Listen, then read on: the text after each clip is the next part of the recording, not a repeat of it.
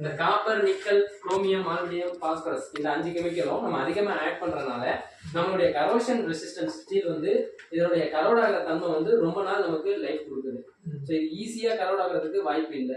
So நார்மலா நீங்க 550D நம்மளுடைய ஏஆர்எஸ் 550D மட்டுமே நீங்க செக் பண்ணி பாத்தீங்க அப்படின்னாலும் அதனுடைய கார்பன் ஈக்குவலன்ட் வந்து பாத்தீங்கன்னா கரோஷன் ரெசிஸ்டன்ட் ஈக்குவலன்ட் வந்து பாத்தீங்கன்னா 0.3 வரைக்கும் இருக்கும். எனக்கு ஸ்டாண்டர்ட்ல கொடுத்துருக்கிறது 0.04 வரைக்கும் சிஆர்எஸ் மெட்டீரியல் இருந்தா ஸ்டாண்டர்டா எனக்கு இருக்கணும். அதாவது 98.5% வரைக்கும் அயன் கண்டென்ட். அபவ் இருக்கிற அந்த 1.5%ல எனக்கு இந்த காப்பர், நிக்கல், குரோமியம், ஆல்மினியம் ஸோ இது எல்லாமே வந்து அந்த 1.5%குள்ள வரும் சார். சரிங்களா? எனக்கு எந்த பிராண்டா இருந்தாலும் 98.5 வந்து டிஎம்டி அயன் இருக்கணும்.